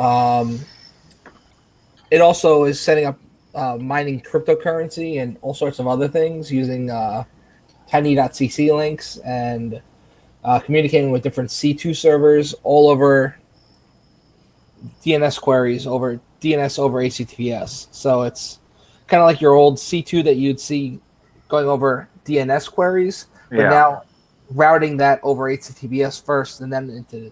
So it's really wicked. Kind of like Iodine, but now using HTTPS and encrypting everything. So in the near term, there are protections against this for organizations that do act on DNS queries.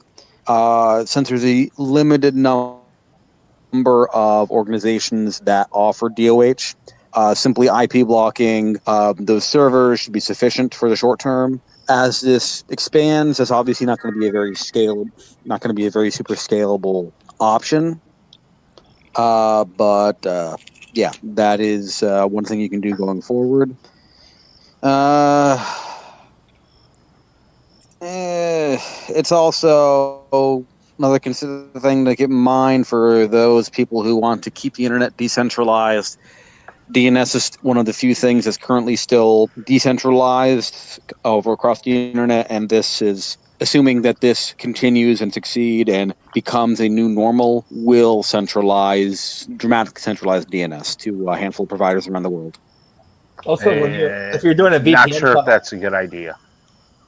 If you're doing a VPN tunnel, It's DNS trade-off.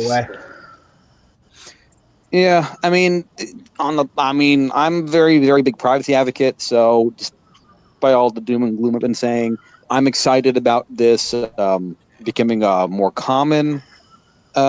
Mainly because big ISPs, the hell with them. They have been so utterly abusive with how they've handled people's DNS traffic. The less you give them to look at, the better. Yeah. The police are coming for you. Yeah, they are. They want the server. Shit the popo. Oh, dude, Shit the I'm in popo. Cleveland. The police. Throw the stash. I'm in Cleveland. The police are always around here. One last thing that I thought of before we hit Adrian's, get those scrapers going. So, court ruling this week, U.S. Court of Appeals for the Ninth Circuit on Monday refused to overturn a preliminary injunction, for LinkedIn. And essentially what it's doing is just kind of confirming scraping of public websites does not violate the Computer Fraud and Abuse Act. So that's good news. Awesome. Yeah. Keep your scrapers running. At least As in long the as you Ninth don't Circuit. attempt to authenticate as someone else, that's when it becomes illegal. Yeah, so for those listening who don't know what the hell this is all about, the Federal Anti-Hacking Law in the United States, Computer Fraud and Abuse Act, has been used in the past in multiple court cases to litigate against people who were doing web scraping. The argument was the CFAA prohibits unauthorized access to a website. Well, unauthorized access is not defined in the law. So the argument was if a website owner says, you, web scraping company, are not authorized to scrape my website, that, let's say they put it in a terms of service or they sent a cease and desist, the CFAA would then be used as justification to say, my cease and desist should now have the force of federal law. And so that has been an open question for quite a while. Now, it's still an open question in most of the United States, unfortunately, on if web scraping is de facto legal or not. But at least in the Ninth Circuit, it is, for the time being, legal. Again, yeah, so long as you are not spoofing authentication, as that was, or that's wrong, you know what I mean? They're not bypassing some authentication barrier. Yeah, the CFAA is a fucking stupid-ass law, but it's what we have. Yep. Okay, and on to Adrian. All right, last topic for the night, and basically the reason I named the cast what I did was old enough to vote. It's been 18 years since 1911, unless I've screwed up my math. 1911? Don't you mean 9/11? I was thinking of the firearm. Yeah, I got a couple of those. I have 1.5, sort of, but anyway, thoughts on 9/11? Anniversary. Yeah, I mean, I remember walking downstairs. I lived with 3 other guys in this big house, and walked downstairs. I know. You wish you were there. And the TV was, we had like a 36-inch back then, which was, wait, no. It's like a 48-inch, old school CRT type of TV. It would have been massive. Yes. Yeah, I mean, back then it was. Yeah. But walk downstairs and see it as like the news is on. They already had it on, and one of the planes was hitting. It's like, holy shit, what is happening? So yeah, I listened to it on Howard Stern. I was on my way to work, and he was broadcasting, and that was my morning routine. Listen to Howard Stern, and man, he painted a picture. Yeah. Then my ex calls me, and she's like, "Do you know there's fighter jets flying around Cleveland?" I'm like, "Holy shit!" Yeah. And my thoughts on it was when I woke up and I saw something on the news about it. I was like, "What's going on? Is this part of a movie? What's happening?" So that's why I call it vague recollection of something along those lines. Going out to my mailbox, I just moved into this house I'm in now, and talking to my neighbor about what's going on outside world. Then going into the computer lab and watching, footage on whatever streaming services, whatever video services were available back in 2001. Yeah. Cappy was 2 years old. Oh, Pappy wasn't even born yet. So I was actually at college that day, sitting in history class, and all of a sudden the teacher looked at his phone, and he got a text message, and he immediately dismissed class. I heard about what happened from some other students, and I went back to my hometown. I ran over to the local fire department where I was a volunteer. I had actually been on suspension because I had fucked up and not gone to some classes I should have. And I was like, "Can I help? Is there anything I can do?" And they're like, "Yeah, let's get your gear back, and we're gonna go do standby at a firehouse in Queens." So I grabbed my gear, and I went on a fire truck, stood by at a firehouse in Queens. The guys at that firehouse went out to the ground zero, and they only about half of them came back. And wow, luckily we didn't get deployed to the ground zero area. We were just sitting there. We were essentially going to take any calls that came in for that Queens department while they were out there, but luckily nothing came in. Yeah, there's a lot of firemen who were on duty who came in and did the job. Even there was a story about Steve Buscemi, the actor. Yeah, I know about that. Made it into Hollywood. He used to be a fireman at one of the places in New York, and so he went back to his old station and served there. Wow. That's crazy. Did you hear like yeah, I the was in 200th firefighter just died from illness related to being at ground zero? What all were they exposed to at the time? What's causing the problem? Oh Jesus! I don't know the technicalities, but you It's a can mixed bag imagine. of asbestos and whatever fucking airborne shit you can think of. Yeah. Yeah. I remember at the time I was just in grade school at computer course, one that we're teaching MS Word for. I just thought it was an easy class. And then suddenly hearing the announcements, something about the Twin Towers, and despite them saying that next several days of school school's going to be called off for the next several days. But normally you'd think school children would be very excited about that, but I know the teachers were very, Robot. very, very somber. It was a very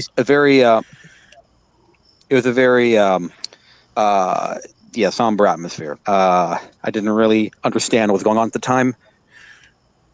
I know that my father, thank God, he was actually in the area at the time, but he thankfully had been late to work and was in traffic, so he was very far. He saw it. He saw one of the planes hit, but he was not actually. He was not actually in the building itself. Wow. Oh, thank God. Yeah, I just remember first the buildings falling and how just surreal that was. And then post buildings falling, I remember how clear the sky was because they didn't have any airplanes running. So for like a week after, there was nothing in the sky. It was insane. Yep. Yeah, that time frame was interesting because you walk outside and like essentially the entire US stopped. Yeah. You know, and you walk outside and you don't hear like anything except for nature, and you could be in the middle of a city outside of where the attacks occurred, you know. But, you know, I'm sure Cleveland and Columbus was like that. You walk outside and you didn't hear a vehicle, you didn't hear anything. No. For like 20 minutes to an hour, somewhere in there. Oh, and the gas hikes that they later got in trouble for. Like, I remember going to my parents' house, and like a gallon of gas was like $6. Yeah. It was absurd. Yeah. But I worked for, I did IT work for a mail fulfillment company back then. And once I got to work, I listened to Howard Stern. We all gathered in a conference room, was watching the footage of it, and then they sent us all home for the day and closed down shop because we were mail fulfillment and they weren't mailing anything. Yes. We got paid, but yeah, they shut the whole thing down, and we just had a week off to kind of not enjoy, obviously, but just, you know, be with our families, collect our thoughts, all that good stuff. Yep. Definitely one of those incredibly rough times for so many people. Yep. Yeah, it was wild. Now, big downer. Yeah, I know. Thanks, Adrian. I try my best. Yeah, and that's why I Could've done this didn't at the beginning of the talk show. about where I was at for 9/11. We can talk about later on ramifications of surveillance state and so forth about it on a different cast. Yeah. Leave it on a temporarily somber note. Does anybody have anything else they want to discuss this week? I do not. Nope. I got one thing. At the SOC, we're seeing a shit ton of Android malware lately. Before, past few months, haven't seen hardly any of it. Last week or so, the amount of the amount of Android malware we've been seeing from different customers is just like skyrocketing. So I was wondering, a lot of it's the same strain too from multiple customers. So I'm thinking it's seriously on the rise. even though I haven't seen any articles about it yet. Well, you guys should do your own write up on it. Maybe we will. Yeah. Okay. All right. Everybody, thank you for showing up to the cast, and we'll catch y'all next week. Yep. See everybody next week. Later.